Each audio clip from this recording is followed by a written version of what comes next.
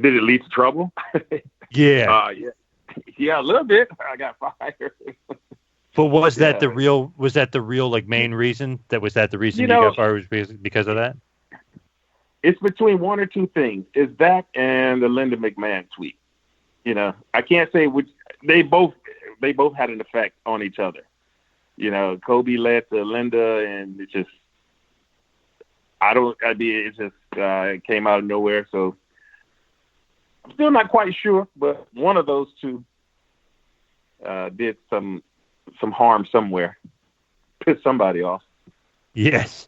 Now, the Linda McMahon tweet, that was basically you kind of talking about her and wrestling together, and they, I guess, had some sort of edict where you're not allowed to mention wrestling and her anymore because she wanted to keep a distance. Was that basically the gist of it? Yeah, well, I didn't mention her with wrestling. I just told people to vote for her, and by me being in the company, I guess that by default, that is associating her with wrestling, but there was no, hey, no, nothing like that. It's just, hey, vote for Linda. And that's it. I had some hashtags on there, but I think the WWE might not have understood, one of those was vote or die.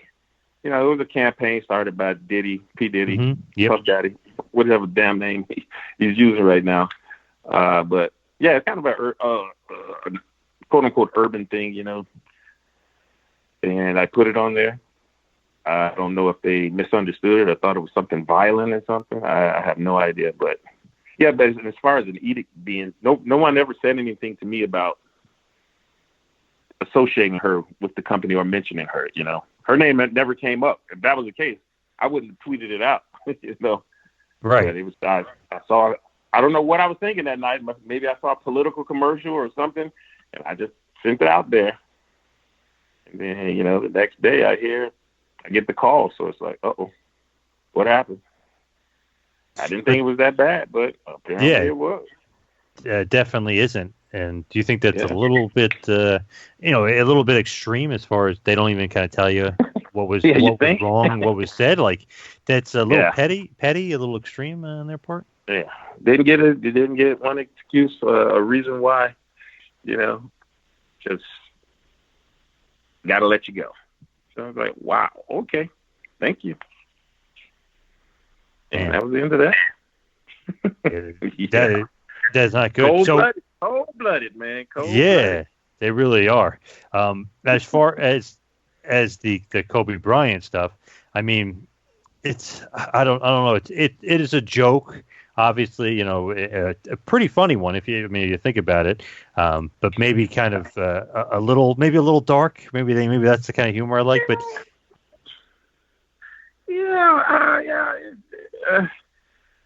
I can see how somebody could possibly take it the wrong way. It's kind of like the thing, I guess, Gail King, I think, is going through something like that right now. Get death threats because she brought up Kobe Bryant. He's passing away, bringing up the rape allegations and all of that, and people are pissed off at her even talking about it, bringing it up, so it's kind of sensitive, I guess, but the man was still alive at the time, so I don't think I deserve that much heat.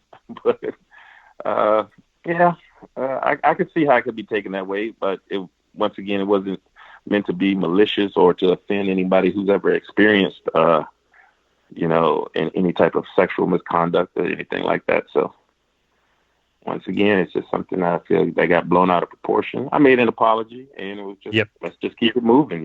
People make mistakes on live TV, and just got to keep going. I do think that is a funny joke. I mean, it's like basically Titus O'Neil's like Kobe in a hotel room. He's unstoppable. Like, I don't know. To me, maybe I have a dark sense of humor, but I just thought it was funny. Yeah. And for those people, obviously this is years ago, but I can't believe they were to get offended then, really, because it's not like he's some saint or something like that. I mean, he really got in trouble. I mean, it was a legit thing. Yeah, and I think at the time, I get majority of the responses I got. Well, people thought it was funny. It was 75% thought it was funny, 25. Not my taste. Didn't really care for it. It was rude. It was crude, disgraceful. But Hey, I'm going to go with the consensus, But at the end of the day, it's the powers that be that make the decision. If they didn't have that same sense of humor, then I wound up on the short end of the stick with that one. So they made you apologize. Yeah. I apologized on Twitter. I think I did. Yeah. I didn't do anything like on video or anything like that, but yeah, I said that. I'm sorry, guys. And plus, after the segment, they came back from commercial, and Lawler and I think Michael Cole gave an official apology on behalf of AW. So yeah, that's crazy. Pretty funny. Yeah, very funny. Crazy.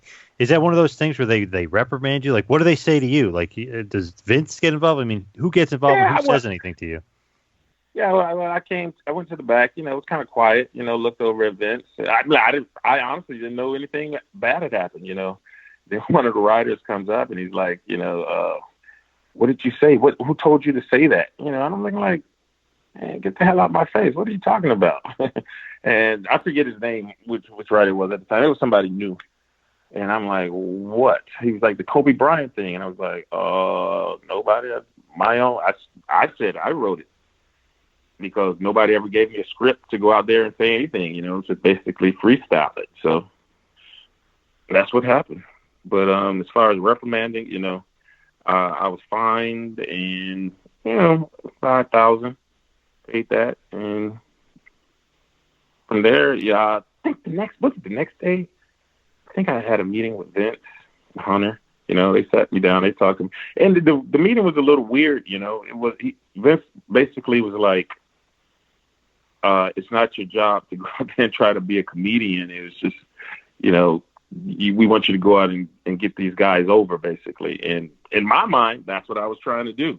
I don't see any other way for me to get them over, besides yelling Titus or Darren or something, because fans are already irritated with it, because when you're talking during the match, people don't really want to hear somebody talking outside of what's going on in the ring. You got the commentators, of course, on TV, but in the live arena, it's a different kind of thing. So that was awkward, but that was the end of it. After talking with Benji, he was like, okay, well, go back out there and do what you do. I was like, okay, fine. Everything was cool. But isn't that you trying to get them over by saying, he's unstoppable? You can't beat him. He's unstoppable. That's what I thought. I was doing, it's not like, what do you want me to get in the ring too? I can do that too. Yeah. But the position you wanted me to do was to be a manager. And that's what I'm doing. Managers help get their talent over by speaking. So, whatever. Did you want to wrestle at that point, or were you okay with being a manager? Oh, no, I was wanting to wrestle. Yeah, I was actually dieting down at that time because I was hoping that we would do something as far as on the house shows. I think they were going to start having me wrestle.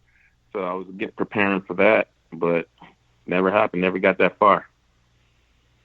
I was hoping once the Primetime players got the titles, we would do something like a 6-man or something. But, yeah, didn't happen.